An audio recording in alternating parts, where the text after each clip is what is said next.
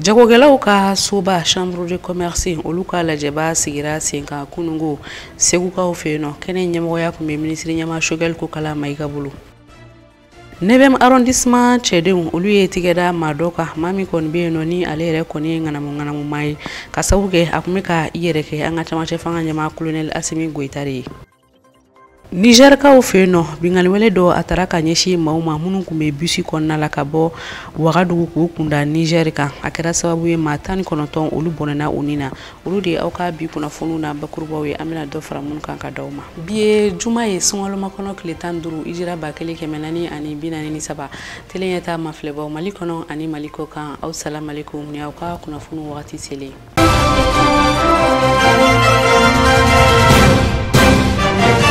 Amanga bi kunnafoniw dayɛlɛni ni kunnafoniya ninnu ye kunnafoniya min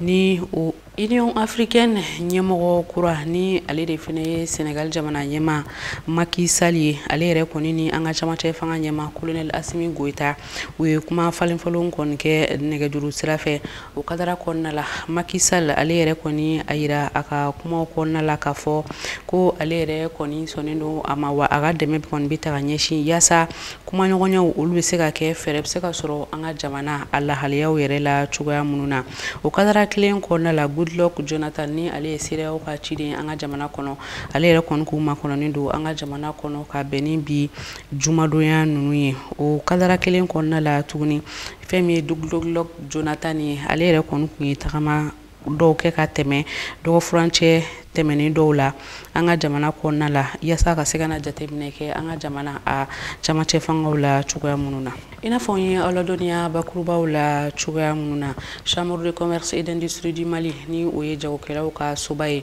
u ka lajɛba a sigira sen kan kunungo marisi kalo tile 17 san 2022 segukaw fɛ yen nɔ u yɛrɛ dagayɔrɔ min bɛ o yɔrɔ kofɔlen na kɛnɛ a ɲɛmɔgɔya o kun talen don ka di an ka camancɛ fanga ale ministre ɲɛma Dr Choguel Kokala Mayiga ma thème mun kun b'u bolo ɲinanta in na sa o de ye ka fɔ ko kɛnyɛrɛ ye cakɛbɔlaw olu kɔni bɛ ka baara suguya bɛɛ lajɛlen kɛ ka u ka kow ta bala wa u nimisi wasalen don fɛnɛ yaasa fɛn min jamana nafasɔrɔ siraw ye olu bɛ se ka don bala cogo min na Ali Kulubali ni Musa Jalo kun bɛ yen nɔ tele ɲɛ t'a tɔgɔ la juraw yɛrɛ tɔgɔ la lajɛ min bi kɛ san fila ni u b'a wele ko session ordinaire de l'Assemblée consulaire ni kun y'a attaque filana kɔni ye wa ni y'a siɲɛ fɔlɔ fana ye fɛn min ye a sigi a ka taa kɛ jamana kɔnɔna kɔni na o de hukumu kɔnɔna fɛn min ye lasigi bi kɛ yaasa julaw na se ka sigi ka hakili jagabɔw kɛ fasodenw bɛ se ka lafiya cogoya min de la balow ta nasira kɔni fɛ o de hukumu kɔnɔ fɛn min ye ni sigi o kɔni kɛla Segu kɔni kɔnɔna na o de la fɛn min ye baaraw daminɛlen n'a fɔ ladala a bɛ kɛ cogoya min de la fɛn min ye Segu maire ale kɔni ye dunanw kɔni bisimila nka o hukumu kɔnɔna na a kɔni y'a jira k'a fɔ bisimilali kɔni kɔfɛ a bɛ laɲini min de kɛ komatɛkisi min bɛ ni a bɛ Segu n'u ye segukaw ka sɔrɔdaba kɔni ye jamana ɲɛmaaw Dr Choguel Kokala Mayiga Asimi Goyita bɛɛ lajɛlen ka ko bɛɛ lajɛlen kɛ yaasa o baaraw o na se ka daminɛ Segu kɔnɔna cogoya min na mansin nɛgɛ kanɲɛ 7 sanga 30 a na se ka kule ko kura ye Segu kɔnɔ segukaw jigi bɛ u kan kɛrɛnkɛrɛnma komi n'a fɔ n y'a fɔ cogo min na ni y'an ka komatɛkisi ye ale bɛ lomolanba la a datugulen don ayiwa baara caman datugura kɔnɔna na sɔrɔ caman sirilen don a la bɛɛ lajɛlen datugura komatɛkisi ye baarakɛyɔrɔ min ni jamana tun bɛ waso n'a ye a bɛ anw fɛ Daga Gunka yan ayiwa ka sanga ni lasigi ma ka se k'u hakili to a la yalasa u bɛ se ka transition dɛmɛ cogo min na gouvernement dɛmɛ cogo min na komatɛkisi bɛ se ka dayɛlɛ cogo min na a ka dayɛlɛ ni fasodenw yɛrɛ ka se ka nafolo don a la a kana kɛ komi n'a fɔ kɔrɔlen an b'a ye i bɛ taa sɔrɔ a fanba ye jamana wɛrɛ mɔgɔ komi tubabu jamanaw alors que an yɛrɛ de bɛ baara k'a kɔnɔna na a bɛ nafa ɲɛ an yɛrɛ de fɔlɔ ye. O bɛɛ kɔfɛ fɛn min ye chambre de commerce d'industrie jago mɔgɔbatigiw ani juraw ka ɲɛma Yusu Bacili ale kɔni ye ɲɛfɔli de kɛ maaw kɔni ye ni lasigi yɛrɛ a cogoya min ye assemblée ordinaire consulaire kɔrɔ jumɛn de b'a la laɲini jumɛn b'o la fana o n'an bɛ min de la Segu yala lasigi bɛ boli fɛn jumɛn o de kan. Assemblée consulaire jumɛn c'est qu'il y a des élus consulaires mɔgɔ 290 ani mɔgɔ 4 olu de ina fo commerçant ka député o chambre de niveau la olu de be yamaria di programme kake olu de be yamaria di plan de mandature kake olu de be yamaria di budget mun exécutera olu de be yamaria di mun projet de budget pour ko kake ni ya session fulana e salon ta nyake bamako ni afla na sigu yanno anana bara mununa point fladu comme be bara la yanno ou be point saba point fula muyi ya maria mun dira salon budget la ko kake amena o exécution yirula o ka laje o ka approuver ame feka mun kenyina 2021 fana kono ko projet yirula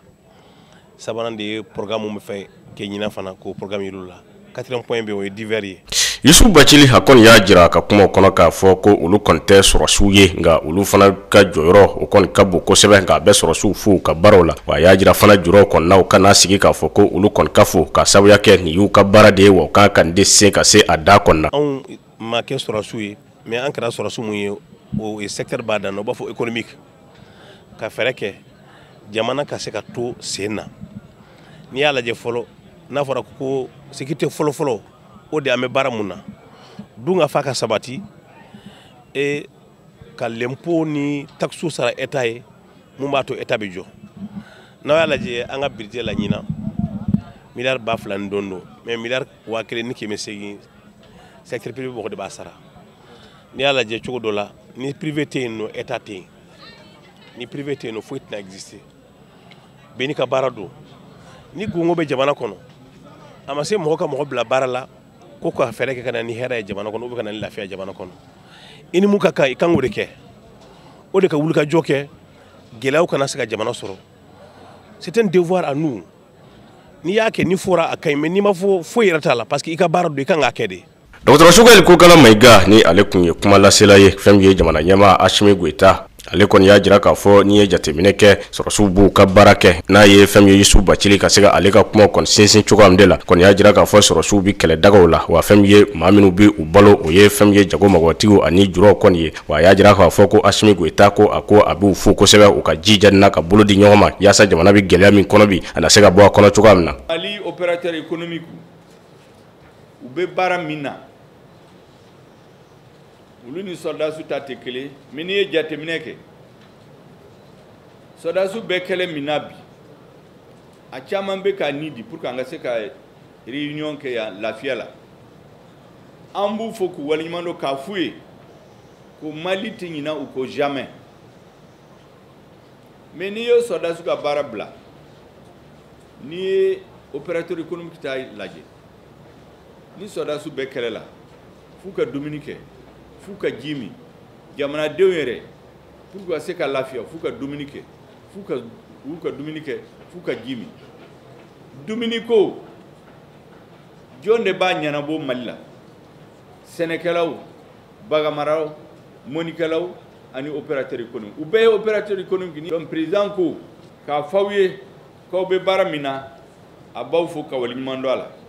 k'a bɛ ɲini aw fɛ an ka tɛgɛ di ɲɔgɔn ma sunkalo min na to filɛ nin ye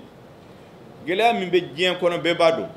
mais an ka tɛgɛ di ɲɔgɔn ma an ka se ka a nɔgɔya maliyɛnw ma jago magobatigi dɔ juro madu ale kɔni y'a jira k'a fɔ jago magobatigiw bɛɛ fɛn ye juraw maaw kan ka fara ɲɔgɔn kan de ka camajɛ fanga maaw dɛmɛ laɲini min bɛ n'u bɛ ka ɲini fɔ a ka sɔrɔ de jamana a ka se ka a yɛrɛ ta pewu ministre ye laɲini min kɛ ani an ka gouvernement ye laɲini min kɛ an b'a fɛ o laɲini o ka kɛ an yɛrɛw fɛ quoi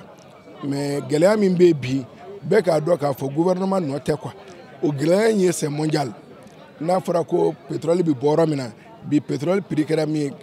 fɛn n'a yɛrɛ b'a dɔn gasoil prix nana fɔ 150 ni dɔrɔmɛ 2 la bon o tɛ c'est mondial k'a fɔ mɔgɔ bɛ tɔnɔ sɔrɔ a la o tɛ dɛ mais il faut que a kɛ ko prix ye bɛɛ ka dɔ bila i ka ko la pour que ka se ka nin kɛ min ye sukaro ani malo ni tulu ye bon o fana baara an b'o ka fana quoi pour que o fana bɛ se ka nɔgɔya mɔgɔw ma cogo min na min ye hali aliment bétail ye ni lasigi in bɛɛ kun ti dɔwɛrɛ ye fɛn min ye ka se ka wuli ka jɔ kɔni kɛ jama sɔrɔdaw k'u jateminɛ juraw ka jamanadenw lafiya jamana ɲɛma olu ka juraw kɔni lafiya o ka taa ka segu kɔnɔna laɲini kɔni ye o de yaasa fɛn ye fasodenw bɛɛ lajɛlen bɛ se ka balo hɛrɛ kɔnɔ Mali kɔnɔ hɛrɛ ani baden kɔnɔna na kɛrɛnkɛrɛnya gɛlɛya min bɛ ka na sunkalow yaasa maaw ka se ka da dumuni kunfɔlɔw kɔni sɔrɔ nɔgɔyaba la cogoya min de la. An bɛ to segukaw fɛ yen nɔ halisa minisiri ɲɛma Sogɛl Kokala Mayiga a ka kumasenw fɛ nin lajɛ in kɛnɛ kan a kɔni ko a bɛ foli ta ninnu ta ka ɲɛsin kɛnyɛrɛye cakɛbɔla u ye ka sabu kɛ an ka jamana yɛrɛ kɔni bɛ gɛlɛya min kɔnɔ nin wagatiw la ni o bɛɛ lajɛlen yɛrɛ kɔni sɔrɔla CEDEAO ni UEMOA ka ɲangili fɛ a y'a yira k'a fɔ ko fɛn min ye kɛnyɛrɛye cakɛbɔlaw ye u ka wulikajɔ a barika bonyana kosɛbɛ yaasa nin degun a bɛ se ka kun an fɛ cogo min na a tilala ka maa bɛɛ lajɛlen fɛnɛ wele tuguni u bɛɛ lajɛlen ka nin degun kun fɛ yanni wagati ni cɛ an ka jɛ ka a ka kumaw lamɛn. Ko gɛlɛya caman bɛ yen ni gouvernement ni opérateur économique n'u tɛgɛ di ɲɔgɔn ma u bɛ se k'a ɲɛnabɔ n tilala k'a fɔ a ye ko olu bɛ baara min na sɔrɔdasiw bɛ kɛlɛ la ka lakana sabati jamana kɔnɔ olu fana bɛ baara min na opérateur économique bɛɛ parce que n'i y'a fɔ opérateur économique maa o maa n'a bɛ baara kɛ ka nafolo dilan sɛnɛkɛla bagamaralaw mɔnikɛlaw jagokɛlaw kɛnyɛrɛyew les importateurs les industriels a bɛɛ olu de bɛ nafolo dilan pour que sɔrɔdasiw ka se ka dumuni kɛ o front ka ji min jamanadenw ka se ka dumuni kɛ donc olu fana u b'u yɔrɔ fa guerre in na k'u fo o la ka tila ka Mali artiste fo minnu bɛ dɔnkili kɛ minnu bɛ sɛbɛnw kɛ minnu bɛ journalistiya kɛ minnu bɛ enseignantya kɛ les acteurs de cinéma les chanteurs les artistes olu de bɛ mɔgɔw hakili ɲuman dɔ maliyɛnw dusukun na k'u lafarinya u kana siran a tora k'a bila maliyɛnw hakili la k'an tɛ se ka foyi kɛ ni tubabu man dɛmɛ o la hali an ka lakana tɛ se k'o kɛ an b'a fɛ k'a yira ko Mali bɛ se ka maliyɛnw comme les autres nations n'an y'an jɔ an jɔyɔrɔ n'an dalen an yɛrɛ la an bɛ se k'an jɔyɔrɔ fa an bɛ se k'an jamana dilan mɔgɔ minnu b'o don jamanadenw dusukun na u hakili la o ye mɔgɔ minnu bɛ dɔnkili kɛ minnu bɛ cinéma kɛ minnu bɛ journalistiya kɛ ka jamanadenw lafasa ka janjo kɛ maliyɛnw ye pour que ka da u yɛrɛ la parce que jamana o jamana a ka fanga fɔlɔ ye mun ye jamanadenw ka da u yɛrɛ la o de kun bɔra maliyɛnw la ko an tɛ se an yɛrɛ la an tɛ se k'a kɛ n'u m'an dɛmɛ an tɛ se bi Assimi Goïta ko n'aw y'a dɛmɛ ala barika la yanni transition in ka ban a taamasiyɛn bɛ yen déjà aw ɲɛ b'a la yanni transition in ka ban maliyɛnw bɛna dɔn k'u bɛ se u yɛrɛ la comme toutes les autres nations u ka danbe n'u ka hɔrɔnya a bɛ sigi u ma n tila k'o de f'u ye k'a f'u ye ko sanction min kɛra Mali kan o sanction in tɛ segin a kan n tɛ kuma caman fara parce que aw bɛ ba dɔn sanction in ma taa k'a fɔ transition élection o bɛ kuma de sanction in taara de ka transition in dafiri ka na ni ɲɛmɔgɔ wɛrɛ maliyɛnw y'a yira ala y'a yira k'u ma sɔn maliyɛnw y'o yira le 14 janvier k'a fɔ k'u ma sɔn o de kama n bɛ to k'a fɔ ko an tɛ siran maa si ye an bɛ siran ala ni peuple malien n'olu tɛmɛna la an tɛ siran maa si ye pour que an ka se k'o fɔ k'an jɔ k'a fɔ c'est parce que an b'a dɔn ko maliyɛnw b'an kɔ a y'o yira le 14 janvier ka maliyɛnw bɛɛ fo o la mali musow n'a cɛw k'u bɛɛ fo ka jeunes fo ka tila k'a f'u ye ko n bɛ min ɲini u fɛ sunkalo nato an ka tɛgɛ di ɲɔgɔn ma bɛɛ b'a dɔn gɛlɛya min bɛ diɲɛ kɔnɔ bi jamanaba minnu bɛ blé production ba kɛ diɲɛ kɔnɔ u bɛ guerre la bi donc importation tɛ yen donc gɛlɛya min bɛna jamana kɔnɔ pétrole ko carburant ko fana a bɛna gɛlɛya o fana ye opérateur économique fo parce que a bɛ kunu dɔrɔn olu ni ministre des finances sigira k'a lajɛ mun de bɛ se k'a kɛ pour que ka ko nɔgɔya maliyɛndenw ma an ye min ye o man ca jamanaw la n bɛ pétrole dɔrɔn de taa d'aw ma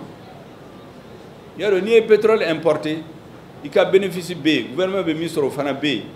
ani transporteurs ni minnu bɛ transit kɛ bɛɛ sɔnna ka dɔ bɔ a ka sɔrɔ la dɔɔni dɔɔni gouvernement y'a ka taxe caman be 80% y'u bila opérateur économique dɔw ye fo 50% fo 40% olu yɛrɛ ka bénéfice u y'a bila pour que an ka se ka bɛn ka nɔgɔya maliyɛnw den to ma n y'u fo o la k'u waleɲuman dɔn k'a f'u ye ko n'Ala sɔnna n'an continue k'an tɛgɛ di ɲɔgɔn ma nin na an ka soldats u bɛɛ kɛlɛ u b'a gagner n'Ala sɔnna mais hali ni soldats ye jamana bɛɛ minɛ ni jamana ma baara jamanadenw ka baara kɛ ka baara sɔrɔ ka dun ka fa kɛ jamana tɛ lafiya o di mɔgɔ minnu b'a kɛ k'a sinsin o de ye opérateur économique ye sɛnɛkɛlaw baganmaralaw mɔnikɛlaw commerçants industriels 9e arrondissement cɛdenw olu ye tigɛ da maa dɔ kan maa min kɔni bɛ yen nɔ ni ale yɛrɛ kɔni tun bɛ ka i yɛrɛ kɛ camancɛ fanga ɲɛmaa colonel Asimi Goyita ye yaasa ka se ka wari ko o minɛ maaw la a yɛrɛla k'a fɔ a kɔni sera ka wari caman minɛ maa dɔw la wari minnu ni olu taara jɔ fo sefa wari miliyɔn 14 bɔɲɔngo la Aissata Mayiga ale bɛ walawalali caman kɛ o la.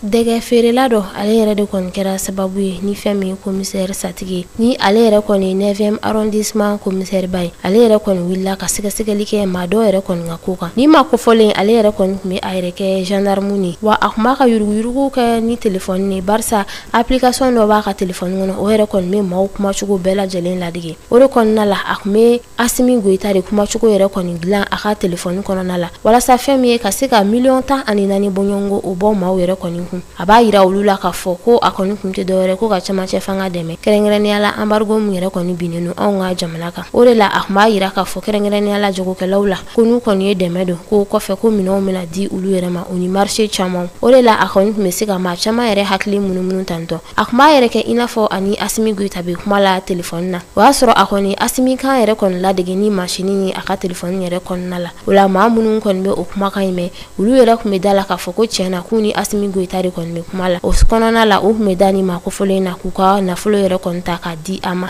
a yirala k'a fɔ ko nin kalabanci in yɛrɛ kɔni k'a tun bɛ to ka gendarmerie nationale fini yɛrɛ de kɔni tun don kɛrɛnkɛrɛnnenya la lieutenant Jalan wa hali gendarmew ka carte o yɛrɛ fana kɔni tun bɛ ale yɛrɛ bolo walasa ka se ka nin waleya jugu ninnu yɛrɛ kɔni kɛ a binna maa minnu kan olu yɛrɛ kɔni y'a yira k'a fɔ ko n'a kuma n'i fɛ yɛrɛ kɔni ko wajibi i bɛ da la barisa a tun bɛ jamana in gɛlɛyaw yɛrɛ de fɔ kosɛbɛ fo k'a ɲɛ ni maa kofɔlen min filɛ nin ale yɛrɛ kɔni delila ka san 2 bɔɲɔngo kaso kɛ ka sababu kɛ a ka ŋanamu yɛrɛ ye bɔlɔlɔsiraw yɛrɛ kɔni fɛ k'a fara o kan maramafɛn minɛli ka sɔrɔ a ma wajibiya ni a ye escroquerie ni o yɛrɛ ye kalabancɛ ye fo ka taa se u n'a waleya cɛjugu caman ma ni maa kofɔlen yɛrɛ kɔni datugura kaso la olu bɛɛ lajɛlen kama san 2 kɔni tɛmɛnen kɔfɛ a bɔlen kaso la a filɛ ka segin a ka waleya ninnu yɛrɛ kan tuguni ni maa kofɔlen filɛ a yirala k'a fɔ ko dagabana sow de b'a bolo sɛbɛnni kɔrɔ kɔnɔna la dagabana mɔbili bɛ a bolo wa hali balontan yɔrɔ yɛrɛ kɔni b'a bolo n'u b'a fɔ o ma ko FC BRT ni o fana kɔni bɛ sɛbɛnni kɔrɔ yɛrɛ kɔni kɔnɔna la wa jeune maa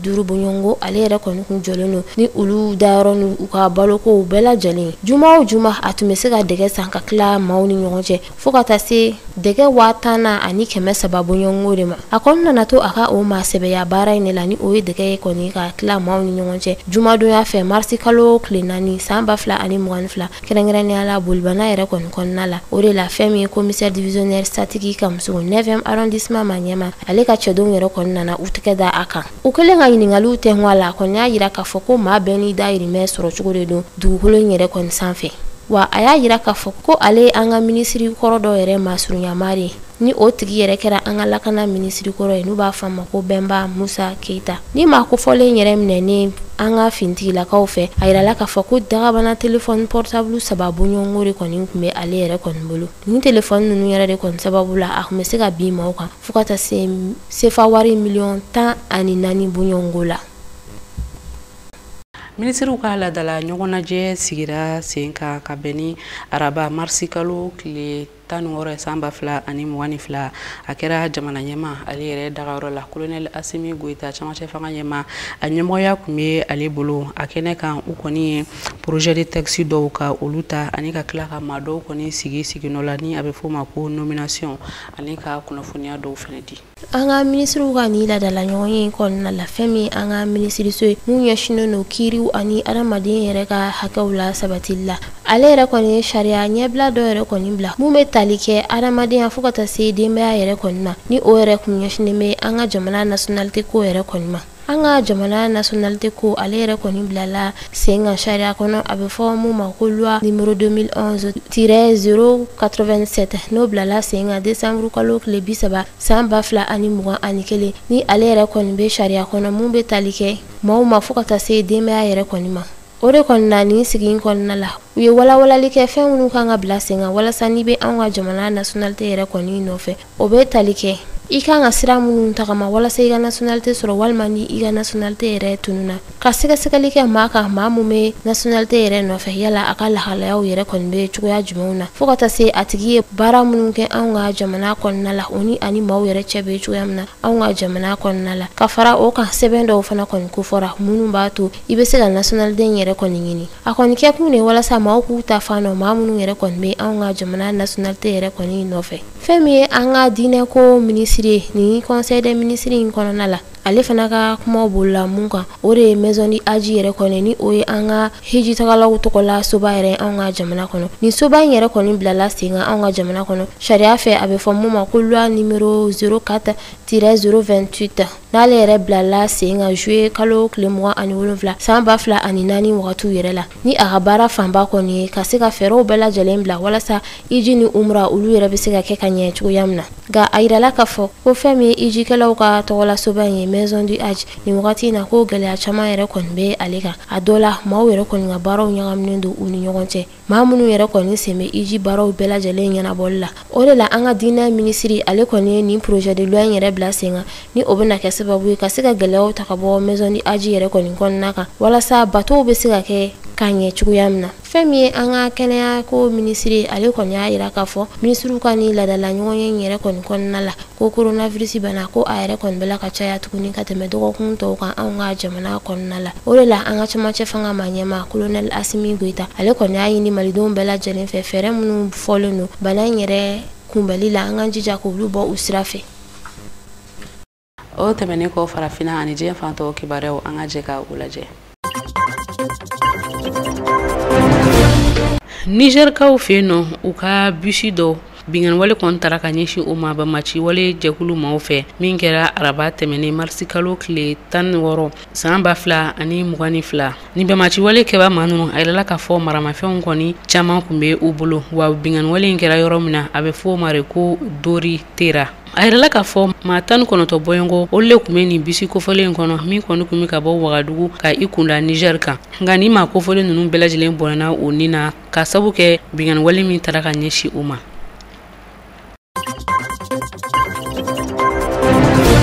RDC jamana kunnafoniw na Ferdinand Kambere ni ale yɛrɛ kɔni tun ye kalo 2 bɔɲɔgɔn kɛ Makala Kinshasa yɛrɛ kɔnɔ o kasobon na ka sabu kɛ a kun ye waleya dɔ ta ka a ɲɛsin maa dɔ ma min ni a bɛ fɔ o ma ko tentative de meurtre ka a laɲini ka mɔgɔ faga u ka jamana minisiriso olu ye a laɲini k'a fɔ ko ani ɲangili min ka kan o ka da kan nka fɛn min ye u ka kiiriso maaw ye tribunal olu yɛrɛ kɔni ye a laɲini ka a ka kiiriw ale ni wagati min dira ma kasoko la ka se ka o nɔgɔya. Ferdinand Kambere a yirala k'a fɔ a bɛna kalo 3 ani tile damadamani de kɛ kasobon kɔnɔna la fɛn min ye PPRD ale jɛkulu yɛrɛ o secrétaire danga ye a yirala k'a fɔ dollar wari 2000 ale bɛna o de sara ale ni dollar wari 500 ka o sara amandi ye.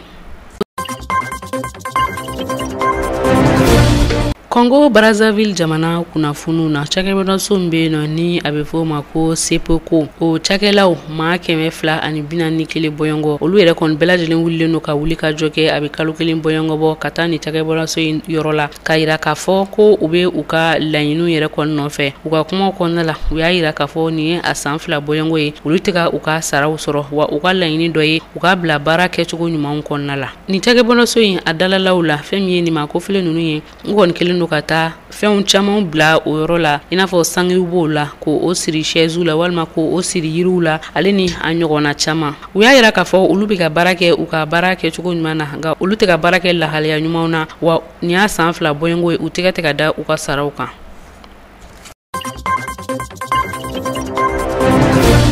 Rusi ni Ukraine cɛla kunnafoniw na fɛn min ye kumaɲɔgɔnyaw ye minnu kɔni kun kan ka sigi sen kan yaasa fɛn min ye bɛn o bɛ se ka sabati ni jamana kofɔlen fila ninnu ni ɲɔgɔn cɛ a yɛrɛla k'a fɔ ko o kumaɲɔgɔnyaw olu yɛrɛ kɔni bolo dara araba tɛmɛnen n'o bɛna marisi kalo tile 16 ma Ukraine jamana ɲɛma Volodymyr Zelensky ale yɛrɛ kɔni a yira k'a fɔ ko kumaɲɔgɔnya ninnu kɔni bɛ ka taa sira ɲuman fɛ. An n'a sɔrɔla Rusi ministri min bɛ ni u ka kɔɲɔw bɛnnen don u ka jamana ni jamana kɔɲɔw ɲɛnabɔli ma. Ale y'a yira k'a fɔ ko maa bɛ se ka i jigi da kan k'a fɔ ko bɛnkan bɛna sɔrɔ. Ko ni o bɛɛ lajɛlen kɔni sera ka sira sɔrɔ o bɛ se ka kɛ sababuya ye kɛlɛ min ni a filɛ nin ye o kɔni ka se ka ban Ukraine jamana kɔnɔna la. Kɛlɛ min ni a kɛra sababu ye ka civil maa 770 bɔɲɔgɔnko ka olu bɔnɛ u ni na. I n'a fɔ Nations Unies jɛkulu min sigilen don réfugiés kama olu ka ɲɛfɔ cogo la. U ka ni sigi k'a fɔ naaninan min filɛ yaasa bɛnkan bɛ se ka sɔrɔ a kɛra bɔlɔlɔ sira fɛ ni a bɛ fɔ o ma ko visio conférence o kadara kɔnɔna la Rusi maaw ani Ukraine maaw olu bɛɛ lajɛlen de kɔni bɛ yaasa ka se ka ni lajɛ kɔni kɛ. Lajɛ kunfɔlɔ dɔw olu kɛra Biélorusie kɔnɔna la nka fɛn min ye Ukraine jamana maaw ye olu yɛrɛ kɔni tun tɛ se ka taa o yɔrɔ kofɔlen na ka sababu kɛ sira dɔw yɛrɛ ye ale ni kɛlɛ bɛ sira dɔw minnu fɛ u tɛ se ka tɛmɛ sira sɔrɔ ka taa. O de kɔnɔna la u y'a laɲini ka ni zen sigi k'a fɔ k'a kɛ bɔlɔlɔ sira fɛ.